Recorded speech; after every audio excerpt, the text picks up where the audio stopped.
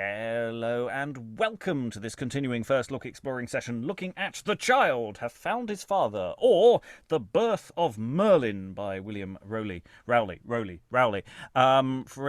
around 1622, and we are going from midway through Act 2, Scene 2, which we had to pause midway through. We had some technical problems last time, so we lost a little bit of time. So we stopped at quite a random moment when some magical people were going to do some magical demonstrating stuff. So we're in the middle of a wizarding duel now. So that's where we're going to return to the narrative. We have, however, a wonderful room of readers to continue our journey through this play to find out what it is doing. And so, reading today, King Aurelius is... Connor Brown.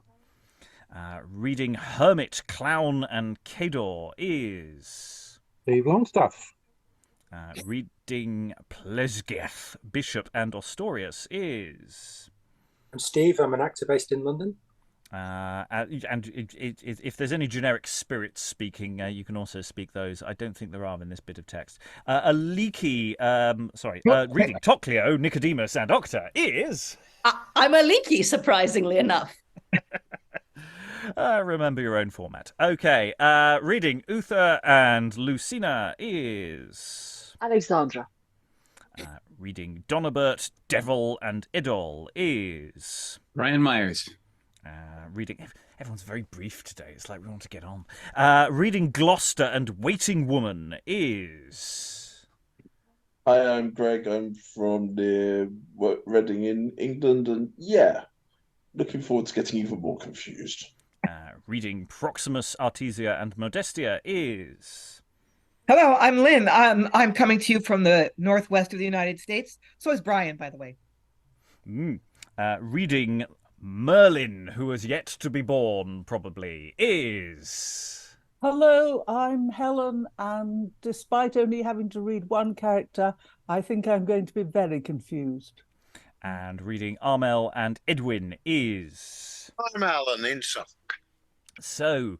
Previously on our exploring sessions, we were in a sort of post-war parley wedding celebration thing as the British forces meet up with the Saxon forces, and because there's been a marriage between the two, and there's been a bit of an argument about which side has the best magical powers. You know, the good Christian side or the pagan side.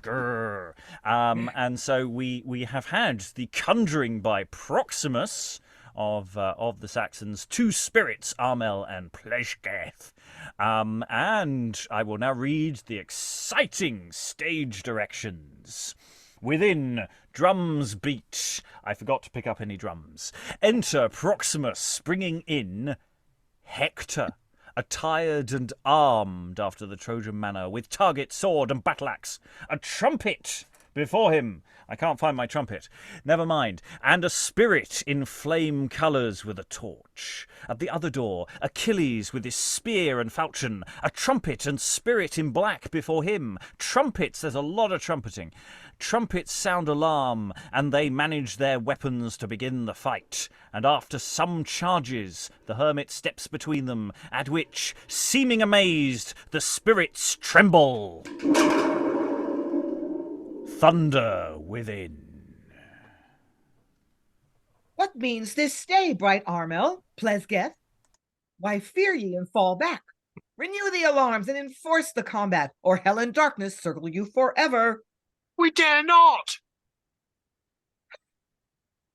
Our charms are all dissolved. Armel, away! 'Tis worse than hell to us here to stay. And exit the spirits. What as a nonplus, sir? Command them back for shame. What power o'erawes my spells? Return, you hellhounds! Armel and Plesgeth! Double damnation seize you. By all the infernal powers, the prince of devils is in this hermit's habit. What else could force my spirits quake and tremble thus? Weak argument to hide your want of skill. Does the devil fear the devil, or war with hell? They have not been acquainted long, it seems. No misbelieving pagan. In that power that overthrew your force still lets you see he only can control both hell and thee. Disgrace and mischief! I'll enforce new charms, new spells, and spirits raised from the low abyss of hell's unbottomed depths. We have enough, sir. Give over your charms. We'll find another time to praise your art. I dare not but acknowledge the heavenly power my heart stands witness to. Be not dismayed, my lords, at this disaster, nor thou, my fairest queen. We will change the scene to some more pleasing sports, lead you to your chamber. However, in this thy pleasure find a cross, our joys too fixed here to suffer loss.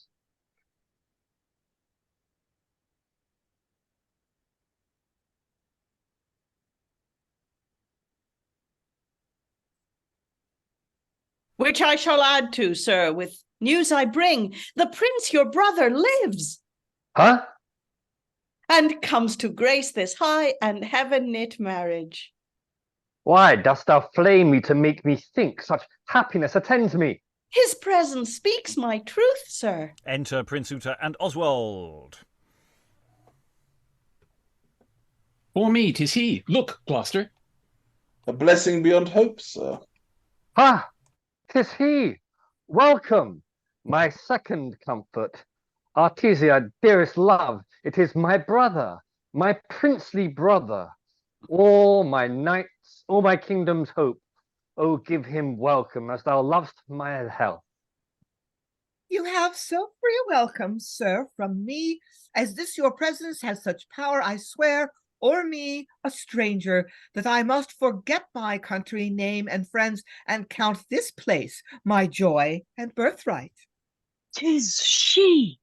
'Tis she, I swear. Oh, ye good gods, 'tis she, that face within those woods where I first saw her, captived my senses, and thus many months barred me from all society of men. How came she to this place, brother Aurelius? Speak that angel's name, a heaven-blessed name. Oh, speak it quickly, sir.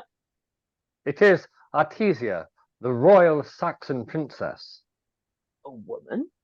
And no deity, no feigned shape to mock the reason of admiring sense, on whom a hope as low as mine may live, love, and enjoy, dear brother, may it not? She is all the good, all virtue thou canst name. My wife, my queen. Ah, your wife. Which you shall find, sir. Sorry. Which you shall find, sir, if that time and fortune make my love but worthy of your trial. Oh. What troubles you, dear brother? Why with so strange and fixed an eye dost thou behold my joy? You are not well, sir? Yes, yes.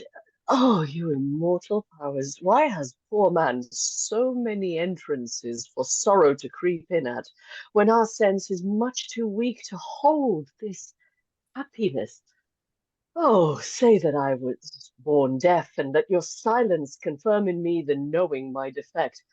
At least be charitable to conceal my sin, for hearing is no less in me, dear brother. No more. I see thou art a rival in the joys of my high bliss. Come, my Artesia, a day's most prize when 'tis eclipsed by night. Great good must have a great ill opposite. Stay, hear but a word. Yet now I think on it, this is your wedding night, and were it mine, I should be angry with least loss of time.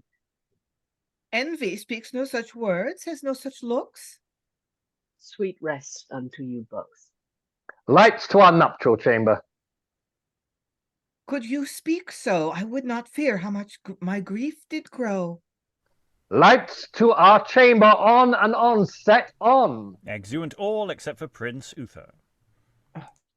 Could you speak so, I would not fear how much my grief did grow. Those were her very words.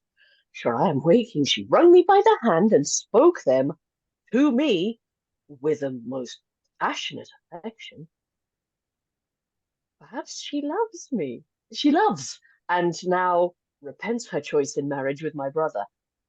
Oh, fond man, how darest thou trust thy traitorous thoughts, thus to betray thyself? 'Twas but a waking dream wherein thou madest thy wishes speak, not her, in which thy foolish hopes strive to prolong a wretched being. So sickly children play with health-loved toys, which for a time delay, but do not cure the fit. Be then a man. Meet that destruction which thou canst not fly from, not to live. Make it thy best to die, and call her now whom thou didst hope to wed, thy brother's wife. Thou art too near a kin, and such an act above all names a sin, not to be blotted out. Heaven pardon me. She's banished from my bosom now, forever. To lowest ebbs, men justly hope a flood. When vice grows barren, all desires are good. Enter waiting gentlewoman with a jewel. The noble prince, I take it, sir. You speak me what I should be, lady. No, by that name, sir. Queen Artesia greets you. That's good virtue. How is she mistaken? Commending her affection in this jewel, sir. She binds my service to her. Huh, the jewel. 'Tis a fair one, trust me, and methinks it much resembles something I have seen with her. It is an artificial crab, sir. A creature that goes backwards. True from the way it looks. There is no moral in it that alludes to herself. 'Tis your construction gives you that, sir. She's a woman. And like this, may use her legs and eyes two several ways. Just like the sea crab which on the mussel preys whilst he builds at a stone. Pretty, in truth. Prithee tell me, art thou honest? I hope I seem no other, sir. Those that seem so are sometime bad enough. If they will accuse themselves for want of witness, let them. I am not so foolish. I see thou'rt wise. Come, speak me truly. What is the greatest sin? That which man never acted. What has been done is, at the least, common to all as one. Dost think thy lady is of thy opinion? She's a bad scholar else. I have brought her up, and she dares owe me still. Aye, 'tis a fault in greatness. They dare owe many ere they pay one. But darest thou expose thy scholar to my examining? Yes, in good troth, sir. And pray put her to it too. 'Tis a hard lesson if she answer it not. Thou know'st the hardest. As far as a woman may, sir. I commend thy plainness. When wilt thou bring me to thy lady? At next opportunity I attend you, sir. Thanks. Take this and commend me to her. Think of your sea crab, sir, I pray. Exit waiting woman. Oh, by any means, lady. What should all this tend to? If it be love, or lust, that thus incites her, sin is horrid and incestuous. If to betray my life, what hopes she by it? Yes, it may be a practice twixt themselves to expel the Britons and ensure the state through our destructions. All this may be valid with a deeper reach in villainy that all my thoughts can guess at. Howe'er, I will confer with her, and if I find lust hath given life to envy in her mind, I may prevent the danger, so men wise, by the same step by which they fell, may rise. Vices are virtues, if so thought and seen, and trees with foulest roots branch soonest green. And exit. Okay, so there's two interesting themes that leapt out at me. From the very top, when we have the magical contest, is that it's the Christian who manages to stop the magic of the wicked pagans, which is sort of fitting in with some of the themes we've already had in the play in the first third, various little discourses on religion there and things. The only other thing, the entirely surprising discovery that Prince Uter was indeed in love with Artesia. I mean, none of us saw that coming. Not what. Nobody saw that coming at all. Lots of people saw that coming. But what I really loved about that sequence was just the use of single exclamations from Uter, which I thought Alexandra did very well. But the ha! Ha! Does a lot of work here, and the O did a lot of work there. And it's sometimes we talk about great bits of dialogue and lines or flow or speeches, but sometimes just a really well positioned ha is a really effective little tool, and it's used several times in that scene, and I really, really liked that. It was really fun and playable. And of course, who doesn't want to introduce someone to a sexual encounter with the promise of crabs? So it's interesting. Thoughts of the room. Sorry, I've lowered the tone. You can bring it back up again if you so wish. No, or not. No. Lynn. Yeah, maybe you've lowered the tone, but it's not like it's really elevated in the first place. I mean, we were talking about the kind of the humor last session, and I mean, this is just. I just think this has to be the audience. I mean, at least rolling their eyes, if not laughing, when in Uter's closing monologue, he's like, "This might be practice. This might be a plot to undermine our state." You think? He's like, and then he goes into some kind of like really convoluted rationalization that I can't even follow about. Well, I'll talk to her. Yeah, that's what I'll do. It's just like, dude, yeah, this could be trouble. This could be very bad. Maybe I better look into it. Yeah, maybe it'll be bad. Maybe. Yes. Other thoughts? Helen? Yeah, I got very confused with what is the greatest sin. What is the greatest sin? Well, answers on a postcard.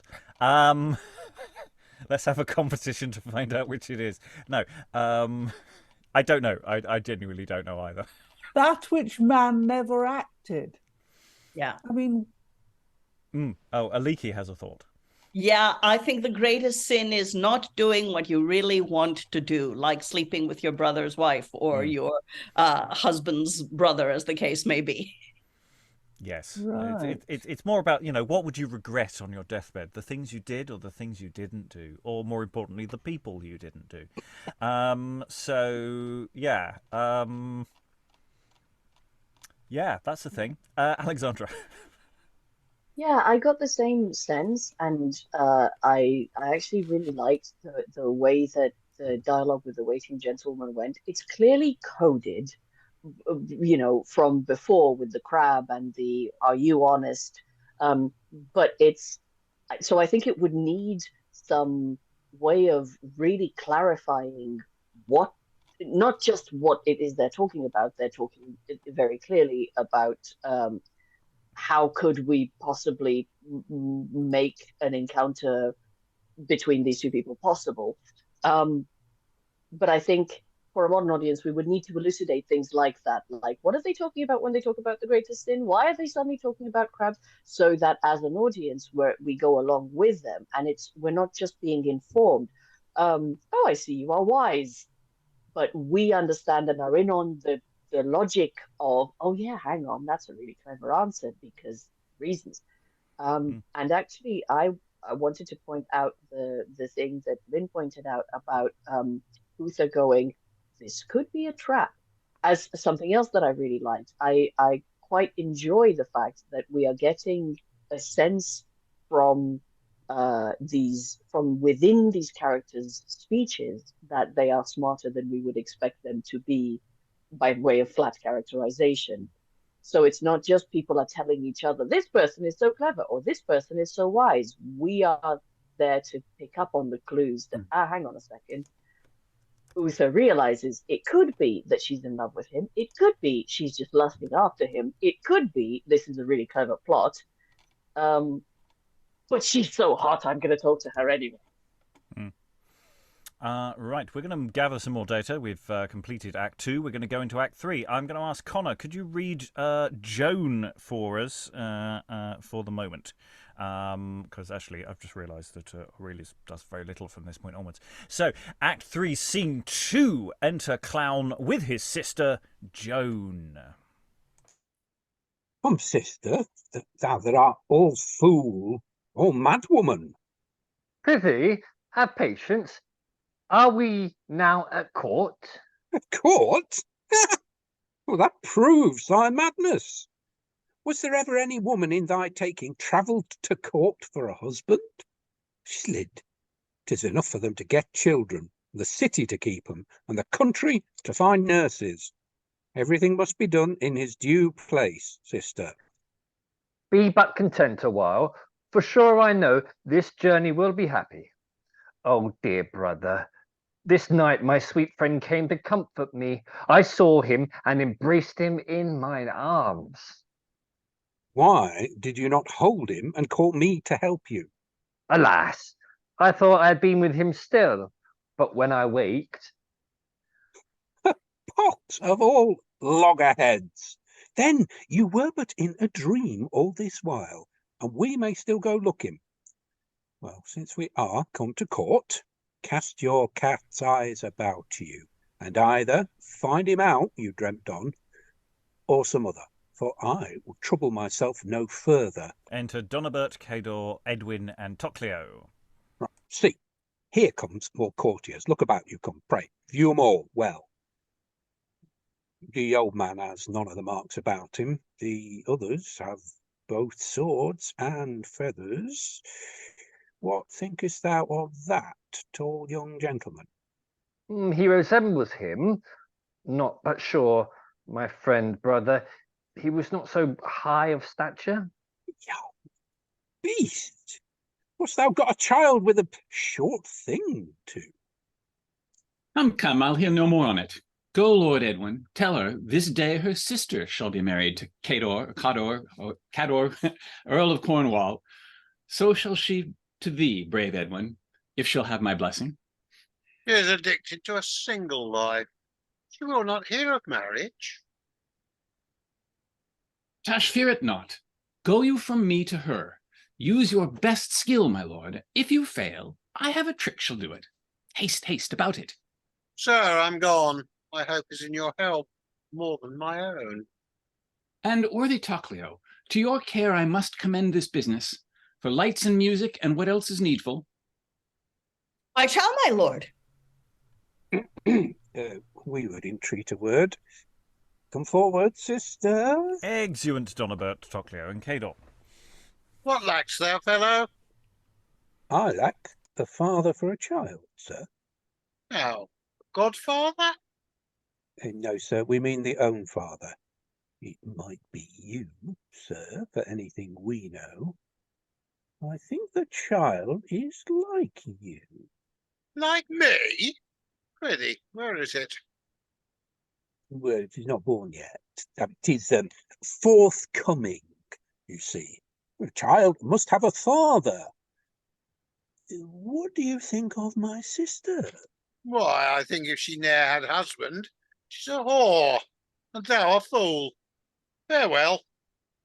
And once again, exit Edwin. Thank you, sir. Well, pull up thy heart, sister. If there be any law i' the court, this fellow shall father it, because he uses me so scurvily. 'Tis a great wedding toward, they say. Will amongst them for a husband for thee. Enter Sir Nicodemus with a letter. We miss there, I'll have another bout with him that abused me. See, look, there comes another hat and feather. This should be a close lecture. He's reading of a love letter. Cador's marriage and a mask to grace it. So this night shall make me famous for presentiments. How now? What are you? Couple of great Britons, you may see by our bellies, sir. And what of this, sir? Why, thus the matter stands, sir. There's one of your courtiers' hunting nags has made a gap through another man's enclosure. Now, sir, here's the question. Who should be in charge of the bush to stop it? This is out of my element. The law must end it. Your worship says well, for surely I think some lawyer had a hand in the business. We have such a troublesome issue. But what's thy business with me now? No, the business is done already. You may see by my sister's belly. Oh, now I find thee. This gentlewoman, it seems, has been humbled. As low as the ground would give her leave, sir. And your worship knows this, though that there be many fathers without children, yet to have a child without a father were most unnatural. That's true, Freitas. Never heard of a child yet that e'er begot his father. Why, true, you say wisely, sir. Therefore, I conclude that who that got the child is, without all question, the father of it. Now you come to the matter, sir, and our suit is to your worship for the discovery of this father. Well, why, lives he in court here? Yes, sir, and I desire but marriage. And does the knave refuse it? Come, be merry, wench, he shall marry thee and keep the child too, if my knighthood can do anything. I am bound by mine orders to help distressed ladies, and can there be a greater injury to a woman with a child than to lack a father for it? I am ashamed of your simpleness. Come, give me a courtier's fee for my pains, and I'll be thy advocate myself, and justice shall be found. Nay, I'll sue the law for it, but give me my fee first. If all the money I have in the world will do it, you shall have it, sir. An angel does it? Nay, there's two, for your better eyesight, sir. Why, well said. Give me thy hand, wench. I'll teach thee a trick for all this. Shall get a father for thy child presently. And this is it, mark now. You meet a man, as you meet me now. Thou claimest marriage of me, layest the child to my charge. I deny it. Pitch, that's nothing. Hold thy claim fast. Thy word carries it, and no law can withstand it. Is possible? Past all opposition. Her own word carries it. Let her challenge any man, the child shall call him father. There's a trick for your money now. True, sir, we thank you. We'll make use of your trick. Go no further to seek the child a father, for we challenge you, sir. Sister, lay it to him. He shall marry thee. I shall have a worshipful old man to my brother. I like that pleasantness. Nay, indeed, sir, I do challenge you. You think we jest, sir? By my troth, do I. I like thy wit, in faith, thou shalt live at court with me. It's never hear of Nicodemus, nothing. The man? Nothing. Slid we are out again.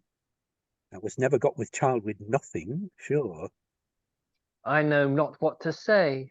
Never grieve, wench. Show me the man, and process shall fly out. It is enough for us to find the children. We look that you should find the father, and therefore either do us justice or we will stand to our first challenge. Justice without an adversary? Unless you can show me the man, I can do you no good in it. Why, then I hope you'll do us no harm, sir. You'll restore my money. What, my fee? Marry, law forbid it. Find out the party, and you shall have justice. Your fault closed up, all shall be amended, the child shall find his father, and the law ended. And exit Nicodemus. He hath deserved his fee indeed, for he's brought our suit to a quick end. I promise you. and yet the child has never a father. Or have we no more money to seek after him? Shame of all lecherous plackets.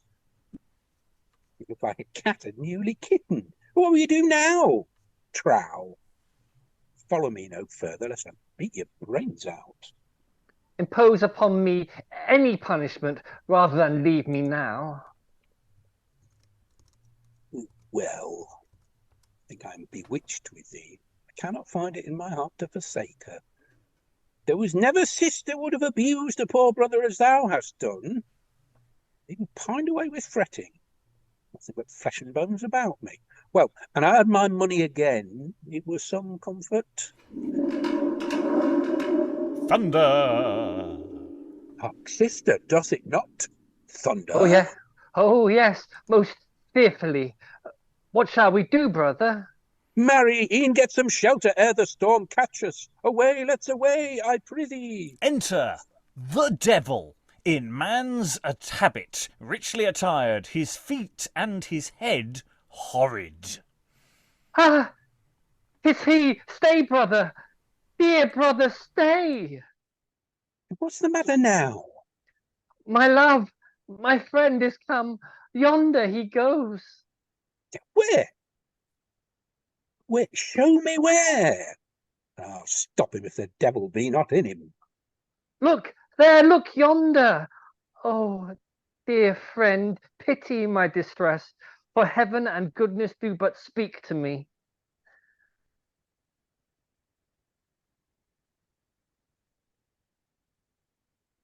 She calls me and yet drives me headlong from her. Poor mortal, thou and I are much uneven. Thou must not speak of goodness, nor of heaven, if I confer with thee. But be of comfort. Whilst men do breathe and Britain's name be known, the fatal fruit thou bearest within thy womb shall here be famous till the day of doom. Who's that talk so? I can see nobody. Then art thou blind or mad? See where he goes and beckons me to come. Oh, lead me forth. I'll follow thee in spite of fear or death. Oh, brave. She'll run to the devil for a husband. She is shark mad. Sure, talks to a shark, a shadow, for I could see no substance. Well, I'll after her. Child was got by chance, the father must be found at all adventure. And they exit. And yes, it turns out that we figured out who is the daddy. It's Satan. Yes, for everyone who had that on their dance card earlier, well done. There were clues in the text. I mean, actually, you look at the description, as she says, of the person who visited her in the middle of the night. Anyone who's ever read any disputations on witch trials will find this very familiar. It is not an unknown description of things that have very real world consequences. But yes, it does turn out that Joan's been sleeping with the devil. Her brother can't see him. I like that detail, that it's just invisible. He can't see what's going on there.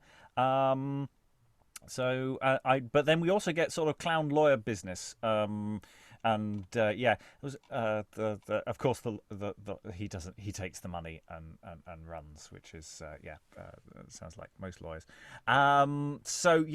There's quite a lot going on in this scene. Once again, I do love the way the courtiers wander in and they go, "Oh, can we?" Oh no, they've walked away and ignored us again. And that's sort of a returning bit of business, as it were, as they basically enter to just sort of do a bit of exposition. Do you remember that plot we started at the beginning of the play? Yes! Oh, do we just mention it in passing as we walk across the stage? Should we do that? Yes. The audience may remember this plot. It happened about half an hour to 45 minutes ago. So it's actually quite cleverly done, just to remind us in the middle of a scene doing something completely different. Thoughts from the room? Brian? Just a little thing. When Nicodemus laughs at being accosted and wants to explain to them that it really is a joke, all he has to say is, "Have you heard of Nicodemus? Nothing." And then they understand he's not the father. Apparently, that's how the line reads. What exactly is that joke? Why is that so clear? I mean, I suspect does that in some sense convey sexual incapacity, biological unsuitability? I'll go to Alexandra. I have an answer. It's not necessarily the answer, but I have an answer from my understanding of that moment. First of all, nothing would indicate socially, or sorry, in terms of class and position and finances, that he has none. So he's he wouldn't be an appropriate father. Couldn't possibly be him, because you described someone with a plume and nobility and stuff. But secondly, the clown says, "Thou was never got with child," with lowercase nothing, sure, which I think is a dirty joke about you couldn't have been made pregnant without a thing. Mm-hmm. And this man has no thing. No thing. Yeah. Yes, because because it's about laying claim and laying hold, and that's nothing. Hold thy claim fast. So he does set the joke up earlier, but he does it very, very quickly, and it's quite a laboured setup of a joke. Aliki, then Alan. Yeah, I wondered afterwards if I should have said no thing rather than nothing. No, it is nothing, because he does say that's nothing. Hold thy claim fast. But there is earlier the joke about, oh, were you knocked up by a short thing? So I wondered if it's, short thing, no thing. I'm assuming Helen might be able to answer this better. Just on a sort of legal, the Nicodemus sort of puts forward this thing about grabbing someone and laying claim that they are, thou claims marriage of me, layest child to thy charge.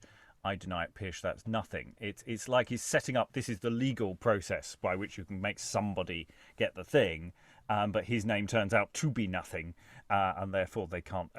That's sort of the way the joke seems to be layered for me, and I'm just not thinking it's working. Alan, then Stephen. Yeah, the thought that crossed my mind is often in plays of this period, when a character is referred to as Sir somebody, they are a priest. And I'm just wondering whether that's part of the riff that's going on here. Not getting the impression he's got any holy orders here. Stephen? Nothing will come of nothing is in fact not written by anyone in particular, but is proverbial. And we have encountered lots of nothings, or at least nobodies, before in other plays. Other thoughts on other lines in this universe? You can sleep with Satan, apparently, very successfully. And it says something about the early modern world that the definition of someone saying they've had the best time is not with any human agent, but with Satan, because Joan did say she had a lovely time with the father, and he was really nice to her. And when the person in the play who's the nicest to you is Satan, that's a bit sad. Aliki. And he sort of corroborates that. He's sort of, oh, well, I'd come and keep you company, but you keep talking about goodness and heaven, and gosh darn it, that just frightens me away. Yeah. It's his kryptonite. It's not going to work. Alexandra. Note that this particular play is treating this from a very Christian perspective, as we might have noticed in earlier scenes.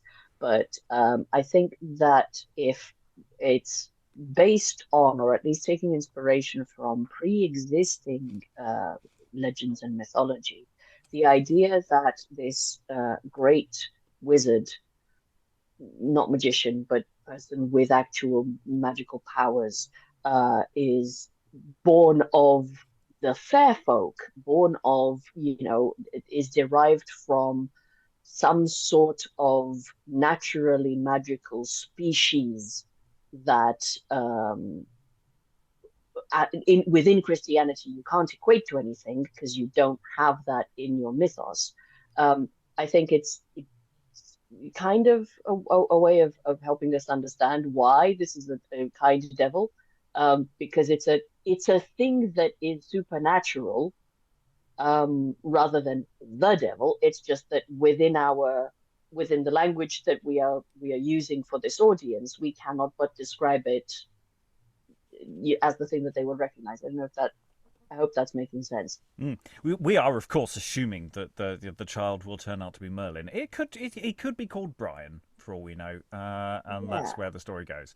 And that's the logic. But no, I think there is a thing about certainly historians grappling with these sort of stories, especially around now when the mythic history of Britain is starting to become mythic. People are, not just questioning whether any of these things happened, but actively saying none of this stuff happened. And so there is this sense of actually people trying to discuss, well, can Merlin be a good character if he's coming from something that's potentially evil? And so I think this play is doing something with that. But I think we'll need more data to be able to go into that. But yes, I think that's a very good point. Let us find out more. We're going to go into Act 3, Scene 2. Welcome, Sarah. All previously assigned parts will now revert to you. Enter Hermit, Modestia, and Edwin. O reverend sir, by you my heart hath reached at the large hopes of holy piety, and for this I craved your company. Here in your sight religiously to vow my chaste thoughts up to heaven, and make you now the witness of my faith. Angels assist thy hopes. What means mine hope? Thou art my promised wife. To part with willingly what friends and life can make no good assurance of. Oh, find remorse, fair soul, to love and merit, and yet recant thy vow. Never. This world and I are parted now forever. To find the way to bliss? Oh, happy woman, thou'st learned the hardest lesson well, I see. Now show thy fortitude and constancy. Let these thy friends thy sad departure weep. Thou shalt but lose the wealth thou couldst not keep. My contemplation calls me. I must leave ye. Oh, reverend sir, persuade her not to leave me. My lord, I do not. Nor to cease to love ye. I only pray her faith may fix it stand. Marriage was blessed, I know, with heaven's own hand. Exit Hermit. Hear him, lady. 'Tis not a virgin state, but sanctity of life must make you happy. Good sir, you say you love me, gentle Edwin. Even by that love, I do beseech you leave me. Think of your father's tears, your weeping friends, whom cruel grief makes pale and bloodless for you. Would I were dead to all. Why do you weep? Oh, who would live to see how men with care and cost seek misery? Why do you seek it then?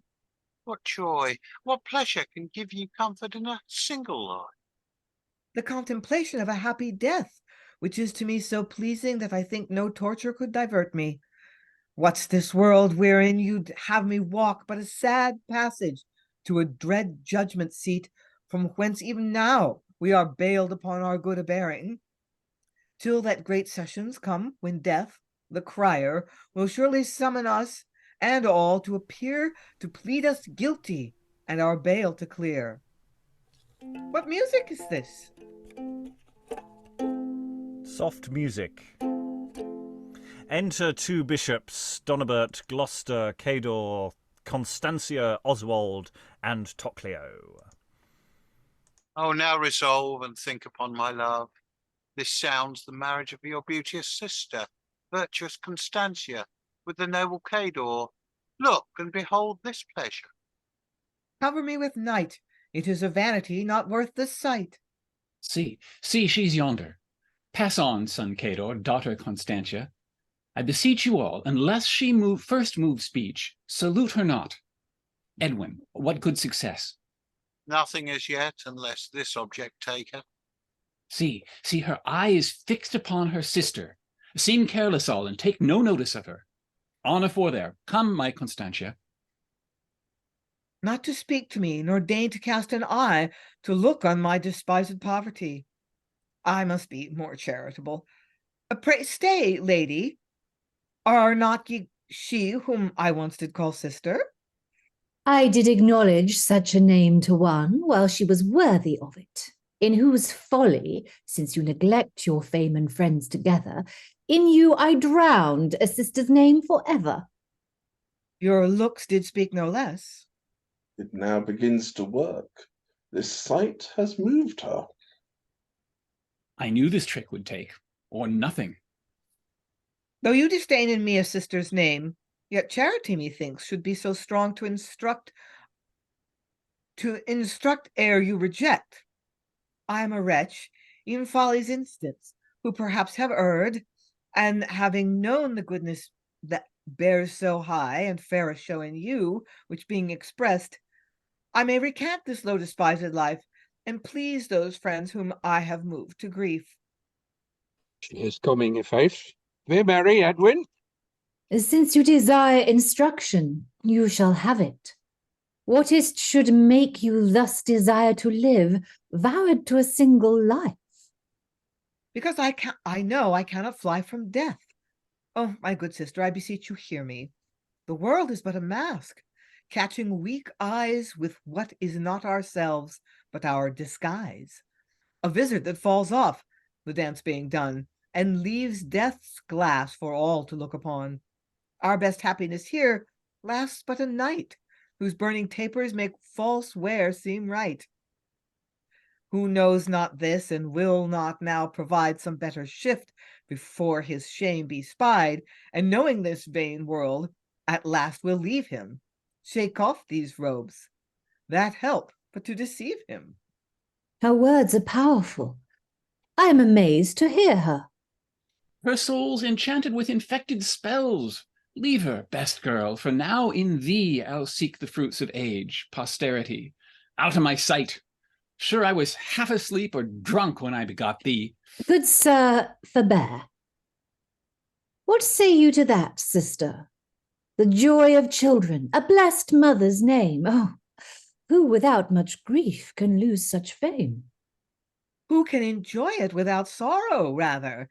And that most certain where joy's unsure, seeing the fruit that we begot to endure so many miseries, that oft we pray the heavens to shut up their afflicted day. At best, we do but bring forth heirs to die, and fill the coffins of our enemy. Oh, my soul! Hear no more, Constantia. She's sure bewitched with error. Leave her, girl. Then must I leave all goodness, sir. Away.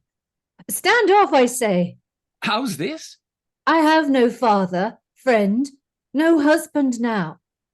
All are but borrowed robes in which we mask to waste and spend the time, when all our life is but one good betwixt two ague days, which from the first, ere we have time to praise, a second fever takes us. Oh, my best sister, my soul's eternal friend, forgive the rashness of my distempered tongue. For how could she, knew not herself, know thy felicity, from which worlds cannot now remove me? Art thou mad too? Fond woman, what's thy meaning? To seek eternal happiness in heaven, which all this world affords not. Think of thy vow. Thou art my promised wife. Oh, pray trouble me no further. Strange operation. Why do you stand at gaze, you sacred priests? You holy men, be equal to the gods and consummate my marriage with this woman. Herself gives bar, my lord, to your desires and our performance. 'Tis against the law and orders of the church to force a marriage. Am I wronged? Oh, was this your trick, my lord? I am abused past sufferance. Grief and amazement strive which sense of mine shall lose her being first. Yet let me call thee daughter. Me, wife. Your words are air. You speak of want to wealth, and wish her sickness newly raised to health. Bewitched girls, tempt not an old man's fury that hath no strength to uphold his feeble age. But what your sights give life to. Oh, beware, and do not make me curse you. Dear Father, here at your feet we kneel. Grant us but this, that in your sight and hearing the good hermit may plead our cause, which, if it shall not give such satisfaction as your age desires, we will submit to you. You gave us life. Save not our bodies, but our souls from death. This gives some comfort yet. Rise with my blessings. Have patience, noble Cador, worthy Edwin. Send for the hermit, that we may confer, for sure religion ties you not to leave your careful father thus. If so it be, take you content and give all grief to me. And they exit. Chastity, when the feeling's gone and you can't go on. Chastity. This suddenly sort of catches fire in a really interesting way, because I'm not sure anyone thought that's the way this was going to go. I'm really interested in this sort of the sister taunting her sister around. I'm really interested in the family dynamic and the thing of, don't talk to her, shun her, let her come to us. It's a really interesting scene, and I think we've had some discussion in the chat about the sort of the characterization and the dialogue and how terribly noble some people are. Oh, so noble. And could we have a little bit more than just the nobility, please? But it's a really interesting social situation. And it's doing something very interesting within this play, and it doesn't feel out of this play.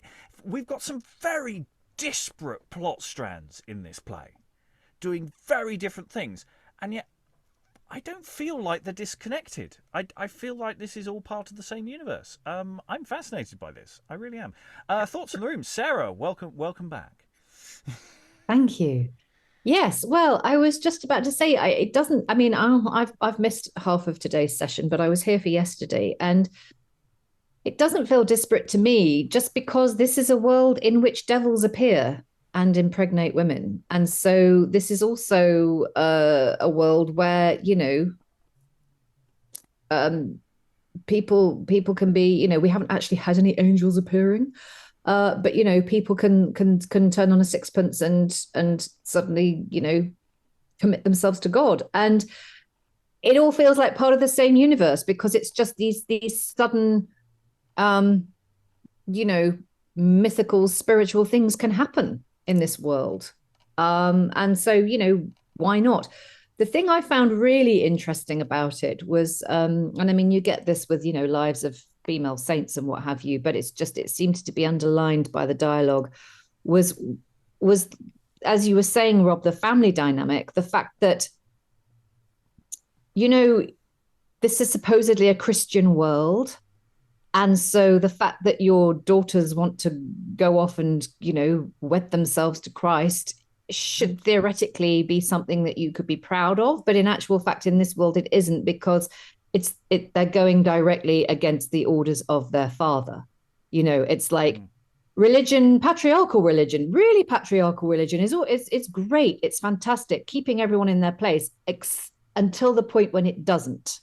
And then when actually people take it into women especially, they take it into their own hands, and they're like, oh yes, actually I'm fully paid up for this now. Oh no, you can't be fully paid up for it. You've still got to do as we tell you. This religion is just there to kind of prop up my power. But no, you can't then take it and use it to find agency of your own. No, that's not how this works. And we've got a really nice delineation of that here with the father and the husband to be. And of course, it only kind of the only reason the father, I'm right in thinking Donobert's the father, isn't he? That's right. The only thing that mollifies him is when they say, oh, well, get the hermit to come and plead our cause. And then, depending on what you think after that, we'll submit to your whim. And then he's all of a sudden like, oh, well, okay, yeah, that's fine. That's fair enough. Because all of a sudden, the patriarchy's been restored. But the minute they actually start taking their religion into their own hands, it all gets very dicey for them. And I just thought the way that was, the way that unfurled through the dialogue was really rather fascinating. Aliki. So following on from that, I think there's something really interesting about Joan's illicit sex contrasted. I mean, as illicit as it gets, anti-God sex, literally, the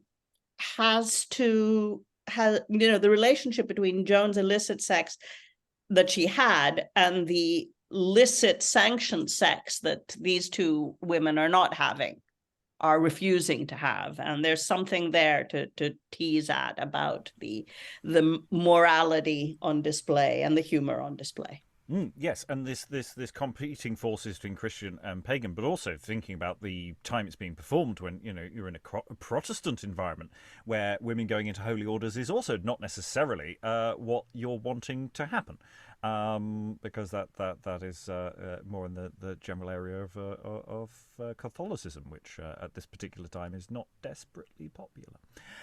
So there's all sorts of interesting overlaps there. We will move on, however. We've had some good Christian values to shore up our souls, and let's say hello to our good friend Satan. Act 3, Scene 3's Thunder and Lightning. Enter Devil. Mix light and darkness. Earth and heaven dissolve. Be of one piece again, then turn to chaos. Break all your works, you powers, and spoil the world. Or, if you will maintain earth still, give way and life to this abortive birth now coming, whose fame shall add unto your oracles. Lucina, Hecate, dreadful queen of night, bright Proserpine, be pleased for Ceres' love. From Stygian darkness, summon up the fates, and in a moment bring them quickly hither, lest death do vent her birth and her together. Thunder! Assist you spirits of infernal deeps, squint-eyed Erichtho, midnight incubus, rise to aid this birth prodigious. Enter Lucina and the three fates. Thanks, Hecate. Hail, sister to the gods. There lies your way. Haste with the fates and help. Give quick dispatch unto her laboring throes to bring this mixture of infernal seed to human being. Exit fates. And to beguile her pains till back you come, antics shall dance and music fill the room. And dance number now from Antics. So let's have some dancing there. Okay, just me. Thanks, Queen of Shades. Farewell, great servant to the infernal king. In honor of this child, the fates shall bring all their assisting powers of knowledge, arts, learning, wisdom, all the hidden parts of all admiring prophecy to foresee the event of times to come. His art shall stand a wall of brass to guard the Britain land. Even from this minute, all his art appears man-like in judgment, person, state, and years. Upon his breast, the fates have fixed his name, and since his birthplace was this forest here, they now have named him Merlin Silversteer. And exit Lucina. And Merlin's name in Britain shall live whilst men inhabit here, or fates can give power to amazing wonder.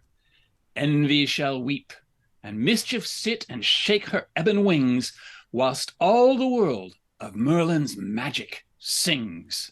Exit Devil and end scene. Well, that was fun. Antic dancing. There's music cues. We have a wall of brass once again. A Faustus type allusion to surrounding the kingdom with cannon. That's what they're meaning there by wall of brass, not literally a brass wall in that sense. Yeah. So calling on lots of fates, lots of thunder. That's gonna be a fun scene to set up. I mean, it's a longer scene than it was there to read, because you've got the Pan's people action going on. So that's something to look forward to. Any brief thoughts on that? Helen, you're about to enter. I know. I'm looking forward to it. He's a classical devil, isn't he? I mean, his gods are the classical gods. Yeah, what? What is this world? Well, classical does sort of make sense in the sense of, remember, these are all descendants of Trojans. That's where we all came from. So classical allusions are perfectly reasonable, he said. Alexandra, then Sarah. I just wanted to add to that the biblical devils are also classicaler, because they are representations of divinities of the previous religions, or they have parallels with that. Famously things like Beelzebub being Baal. So the fact that this is kind of syncretically incorporating the local pagan religion. Have some sort of spirity things that can mate with humans and produce, magic users. We're going to call those devils. The Greeks had some divinities of the underworld, and we're going to call them devils. That makes a lot of sense to me. Yeah, and generally, the transition from mythical giants, fae folk, etc., towards devilishness is a sort of transition we have in English folk culture. It is a thing that happens where old stories get converted to demons over time, especially considering the original race of giants in Britain were basically born from sex with demons again. So there's an awful lot of that. There's a lot of that about in British mythology, or at least most of it, as made up by Geoffrey of Monmouth. Jeff. Sarah, were you waving? Yeah, I just also wanted to add that he's not particularly. He's kind of quite a chill devil. This, I mean, like having sex with a human woman to bring forth Merlin. I can imagine there would be other devils where, it would not end well for Joan, because, the devil in that situation is like, it's all about the child. It's all about bringing forth the child. And so, and there was a line actually, just after I came in, the end of the previous devil scene, he had a line about when he was talking to Joan, or sort of calling after Joan, talking about the fatal fruit. And I thought, oh, okay, she's going to die then during childbirth, because that's kind of what happens usually to these women who become the vessels for these half demonic babies. But it turns out that no, he's actually, calling up the Queen of Shades to assist with the childbirth, and, giving quick dispatch unto Joan's labouring throes, and, beguiling her pains. And I'm like, well, he's got a certain amount of empathy, this devil. He's like, he hasn't actually, if he was called something else, he hasn't really been very devilish. He could be a demon with an A kind of thing, or a fairy or whatever. It's like he's not been particularly satanic as yet. No, I have called him Satan. That is, of course, incorrect. He is just down as devil, devil rather than the necessarily. Lynn, and then we'll move on. Yeah, my brain keeps trying to rationalize what's going on here. I think that's a fool's errand, because so this devil is Merlin's father, and Merlin will be this famous wizard. In fact, his fame will go on till the end of time. So there's something about that. And Merlin was a mentor and advisor to Arthur, who's this great hero. So it's like, is Merlin a good guy or a bad guy? He's the spawn of the devil, but he's a protector of a good kid. I'm trying to make it make sense, and I think maybe I should stop doing that. No, what you are trying to do is exactly what historiographers were trying to do at the time, or at least slightly earlier to this, was trying to reconcile stories that are not necessarily desperately Christian or moral, to make them make in some way some sort of sense. And of course, you can't really square that circle. So it's a weird old beast. And yeah, it is a mishmash, and it's doing those things. So in essential, reaction is exactly right. It's in period. I think is a fair reflection. Anyway, we must move on. Act 3, Scene 4. Enter Clown. I wonder how my poor sister does after all this thundering. I think she's dead, for I can hear no tidings of her. These woods yield small comfort for her. I could be nothing but a swineherd's wife keeping hogs by the forest side, and neither she nor none of her sows would stir a foot to help us. Indeed, I think she does not trust herself among the trees with me, for I must needs confess I offered some kindness to her. But now I would fain know what's become of my sister. She brought me a young cousin. His face may be a picture to find his father by. So, oh, Sister Joan, Joan, go to it. Where art thou? Here, brother. Stay but a while, I come to thee. Brave, she's alive still. I know her voice. She speaks, and speaks cheerfully, methinks. How now, what moon calf has she got with her? Enter Joan and Merlin with a book.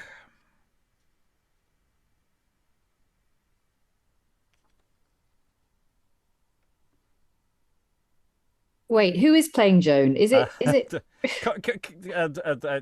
I was going to go back to Sarah, but Connor, would you like to continue? Sarah can do it if you want. I don't mind. Well, I don't mind. Okay, well, we'll go back to go to Sarah for Joan. Okay. All right. My dear Merlin, why dost thou fix thine eyes so deeply on that book? To sound the depth of arts, of learning, wisdom, knowledge. Oh, my dear son, those studies fit thee when thou art a man. Why, mother, I can be but half a man at best, and that is your mortality. The rest in me is spirit.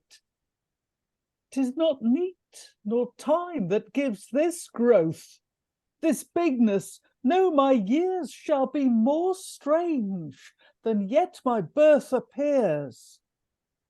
Look, mother, there's my uncle. How dost thou know him, son? Thou never saw'st him. Yet I know him, and know the pains he has taken for ye to find out my father. Give me your hand, good uncle. I'd laugh at that, if faith. Do you know me, sir? Yes. By the same token that even now you kiss the swineherd's wife in the woods, and would have done more if she would have let you, uncle. A witch! A witch! A witch! Sister, rid him out of your company. He's either a witch or a conjurer. He could never have known this else. Pray, love him, brother. He is my son. Oh, this is worse than all the rest, if by his beard he is more like your husband. Let me see. Is your great belly gone? Yes, and this the happy fruit. Oh, this? Artichoke? A child born with a beard on his face? Yes, and strong legs to go and teeth to eat. That's my line. Oh, sorry. Yes, and strong legs to go and teeth to eat. You can nurse yourself, then. There's some charges saved for soap and caudle. Actually, I have heard of some has been born with teeth, but none never with such a talking tongue before. Come, you must use him kindly, brother. Did you but know his worth, you would make much of him. Make much of a monkey? A child to speak, eat and go the first hour of his birth? Nay, such a baby as need of a barber before he was born? Sister, this is monstrous. Shames all our kindred. That thus, 'gainst nature and our common births, he comes thus furnished to salute the world his power of fates, and gift of his great father. Of what profession is your father, sir? He keeps a hothouse in the Low Countries. Will you see him, sir? See him? What, sister, has the child found his father? Yes, and I'll fetch him, uncle. Do not uncle me till I know your kindred. My conscience, some baboon begot thee. And Merlin exits around about here. Surely thou art horribly deceived, sister. This urchin cannot be of thy breeding. I shall be ashamed to call him cousin, though his father be a gentleman. Enter Merlin and Devil. Now, my kind uncle, see. The child has found his father. This is he. The devil it is. Oh, this is your sweetheart, sister. Have we run through the country, haunted the city, and examined the court to find out a gallant with a hat and a feather and a silken sword, golden hangers, and now you bring me to a ragamuffin with a face like a frying pan? Brother, you mistake. Behold it better. Oh, how's this? Do you juggle with me? Are mine eyes matches? Hat and feather and sword and hangers and all. Oh, this is a gallant indeed, sister. This has all the marks of him we look for. And you have found him now, sir. Give me your hand. I now must call you brother. Whoa, not until you have married my sister. For all this while she's but your whore, sir. Thou art too plain. I'll satisfy that wrong to her and thee and all with liberal hand. Come, why art thou fearful? Yeah, I'm not afraid, and you were the devil, sir. Thou needest not. Keep with thy sister still, and I'll supply your wants. You shall lack nothing that gold and wealth can purchase. Thank you, brother. We have gone many weary steps to find you. You may be a husband for a lady, for you are far-fetched and dear bought, I assure you. Pray, how should I call your son, my cousin here? His name is Merlin. Merlin. Your hand, cousin Merlin. For your father's sake, I accept you into my kindred. If you grow in all things as your beard does, you will be talked on. By your mother's side, cousin, if you come of the go-to-it, Suffolk bred, but our standing house is at Toclio the Hold, Leighton Buzzard. For your father, no doubt you may from him claim titles of worship, but cannot describe it. I think his ancestors came first from Helbree in Wales, cousin? No matter whence we do derive our name, all Brittany shall ring of Merlin's fame and wonder at his acts. Go hence to Wales and live there a while. Their Vortiger, the king, builds castles and strongholds which cannot stand unless supported by young Merlin's hand. There shall thy fame begin. Wars are a breeding. The Saxons practice treason yet unseen, which shortly shall break out. Fair love, farewell. Dear son and brother, here must I leave you all, and yet I will be near at Merlin's call. Will you go, uncle? Oh, yes, I'll follow you, cousin. I do must horribly begin to suspect my kindred. This brother-in-law of mine is the devil, sure. Though he hide his horns with his hat and a feather, I spied a cloven foot for all his cunning. And they exit. I do like the devil's costume in the sense that it's a mask, but it's also big devil's feet, big cloven hooves. I mean, there's something quite nice. And it just goes to prove that basically any British town name is inherently comic. It's just, I mean, you could stick a pin in a map and they'd all be comedy gold. But Leighton Buzzard just pops in that sentence so very nicely, and various other bits and pieces in there. So Merlin is born with language powers, can speak, can read, and also has a long beard, which is presumably played, however, by a child actor. So there's nothing odd about Merlin at all. And he knows about the swineherd's wife. Well, of course, he's presumably just been reading it in his ABC of such things. I don't know what books Joan's got lying around, or whether that's a gift from his father. I don't know. But no, what I mean is he's got extrasensory perception. Ah. Yes. Because the clown has already told us that he met the swineherd's wife while he was looking for his sister, and if she'd been willing, he would have done more than he actually did. Ah. And then Merlin tells him about reminds him of this incident, despite the fact that he's only just been born and has never seen the swineherd's wife. Yes. Yes, I see. I get the reference now. Yes, absolutely. But yes, lots of fun wordplay and stuff. His father keeps a hot house in the Low Countries. Boom, boom. Thank you very much. That's a great line. And also just the way that, you know, he's introduced to the devil, who he can now see. But of course, he's sort of just going, oh my God, he's an ugly courtier. You know, couldn't you've got someone better? We've been bumping into courtiers with feathers and things, and all of this is not the same sort of chap at all. So yeah, there's all sorts of detail going on here. This plotline has sort of blossomed. We were very unhappy with it in the first session, I think it's fair to say, and it has borne a certain fruit called Merlin. But yeah, it's doing all sorts of things. Other thoughts from the room? Helen. Did you say that it's possible that the author wrote the clown for himself? It has been mooted, yes. Well, it would certainly account for quite a lot. In what way? Well, it's possibly a slightly meatier part than its place in the plot would warrant. There you go.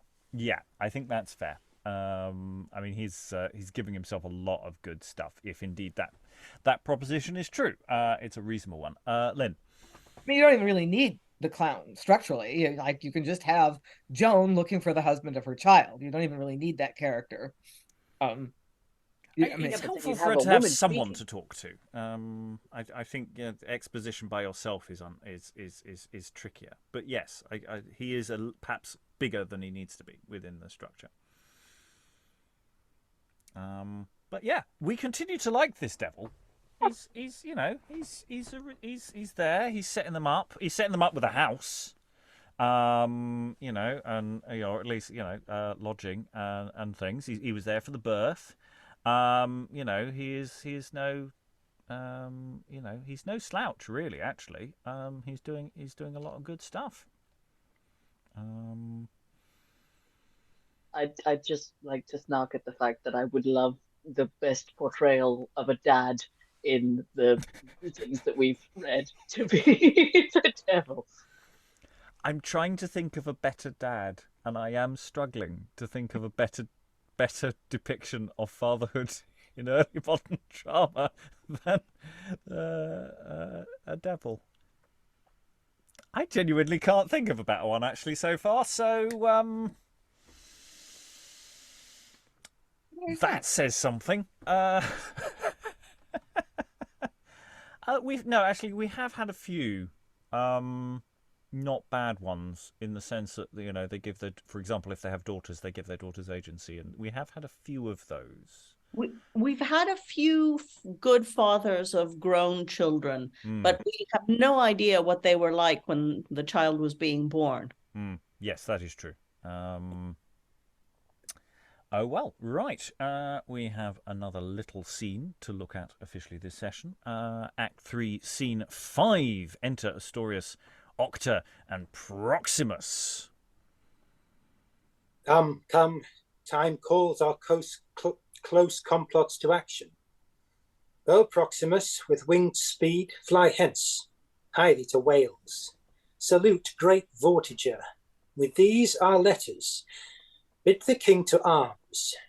Tell him we have new friends, more forces landed in Suffolk and Northumberland. Bid him make haste to meet us. If he keep his word, we'll part the realm between us. And all thine art to quit the late disgrace the Christian hermit gave thee, make thy revenge both sure and home. That thought, sir, spurs me on till I have wrought their swift destruction. Go then and prosper. Octa, be vigilant. Speak, are the forts possessed, the guards made sure? Revolve, I pray, on how large consequence the bare event and sequel of our hopes jointly consist, that have embarked our lives upon the hazard of the least miscarriage.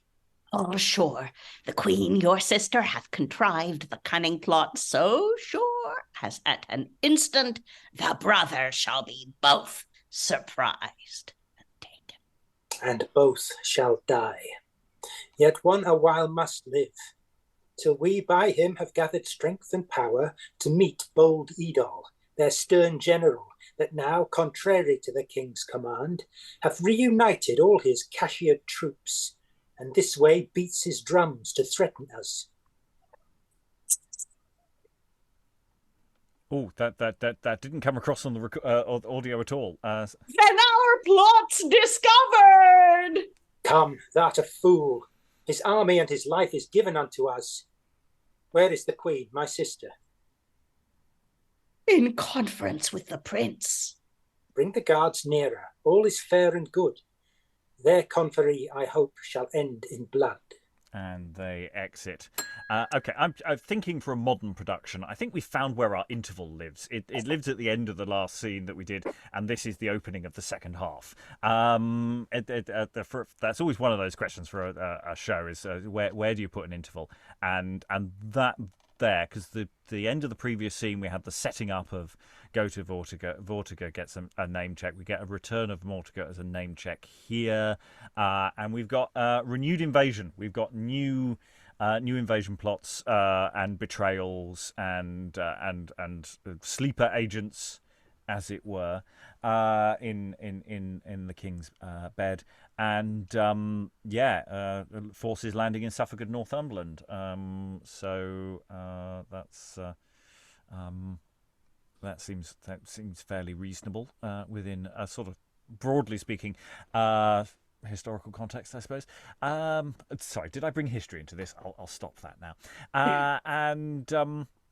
We've got Edol, who we mentioned earlier was the really, really unhappy general who's still out there. He's making sure he's got a standing army ready, in case anything goes horribly, horribly wrong. So, it turns out he was right all along. Who knew? And yes, so Ostorius is the Saxon king. His sister is married to the British king, and of course plans are afoot. Any additional thoughts on this scene? Otherwise, we'll get a little earlier. We'll have a little attack at Act 3, Scene 6. We probably won't complete it, and I've no idea if the doubling works for it, because I didn't plan to do this scene, but we're still quite early, so we'll crack on. Act 3, Scene 6. Enter Prince Uter and Artesia. Back. Hang on. Come. You do but flatter. You will term love. What you term love is but a dream of blood. Wakes with enjoying and with open eyes, forgot, contemned, and lost. I must be wary. Her words are dangerous. True. We'll speak of love no more. Nay, if you will, you may. 'Tis but in jest, and yet so children play with fiery flames and covet what is bright, but feeling its effects, abhor the light. Pleasure is like a building. The more high, the narrower it grows. Cedars do die soonest at top. How does your instance suit? From art and nature to make sure the root and lay a fast foundation, ere I try the uncertain changes of a wavering sky. Make your example thus. You have a kiss. Was it not pleasing? Above all name to express it. Yet now the pleasure is gone, and you have lost your joy's possession.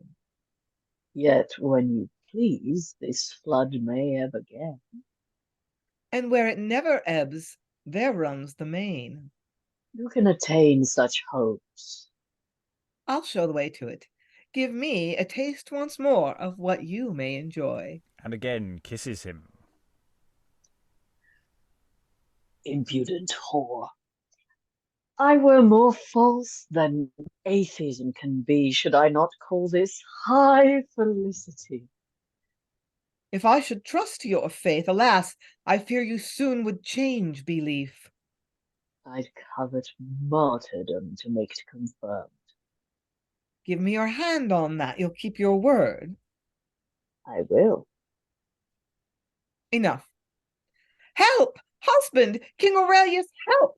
Rescue betrayed Artesia! Nay, then 'tis I that am betrayed, I see. Yet with thy blood I'll end thy treachery. How now? What troubles you? Is this you, sir? But even now would suffer martyrdom to win your hopes. And is there now such terror in names of men to fright you? Nay, then, I see what metal you are made of. Ah, was it but trial? Then I ask your pardon. What a dull slave was I to be so fearful. I'll trust her now no more, yet try the utmost. I am resolved. No brother, no man breathing, were he my blood's begetter, should withhold me from your love. I'll leap into his bosom, and from his breast pull forth that happiness heaven hath reserved in you for my enjoying. Aye, now you speak like a lover. Speak a lover like a prince. Treason! Treason! Again. Help Saxon princes! Enter Ostorius, Octa, and others. Rescue the queen! Strike down the villain! Enter Edol, Aurelius, Donobert, Cador, Edwin, Toclio, Oswald at the other door. Hopefully none of these clash. All in the guards. The prince is in danger. Fall back, dear sir. My breast shall buckler you. Beat down their weapons. Slave, wert thou made of brass, my soul should bite thee. Withdraw upon death. Where is the traitor? Oh, save your life, my lord. Let it suffice my beauty, forced mine own capacity. Who did attempt to wrong thee? Hear me, sir. Oh, my sad soul. Wast thou? Do not stand to speak. 1 minute's stay prevents a second speech forever. Make our guards strong. My dear Artesia, let us know thy wrongs and our own dangers. The prince, your brother, with these Briton lords, have all agreed to take me hence by force and marry me to him. The devil shall wed thee first. Thy baseness and thy lust confound and rot thee. He courted me even now, and in mine ears shamed not to plead his most dishonest love, and their attempts to seize your sacred person, either to shut you up within some prison, or, which is worse, I fear, to murder you. It's all as false as False as hell. hell. Well, And as foul as she is. You know me, sir? Yes, deadly sin, we know you, and shall discover all your villainy. Tester, forbear.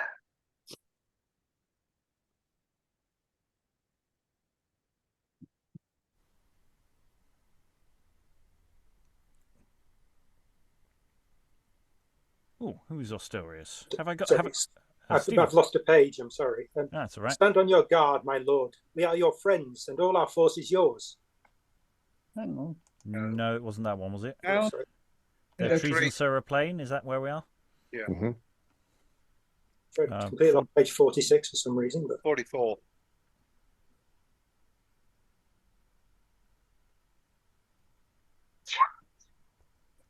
That's-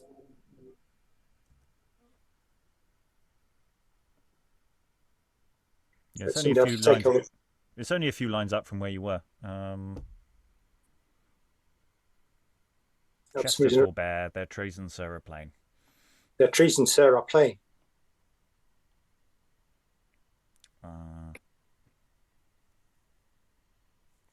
Why are their soldiers lodged so near the court?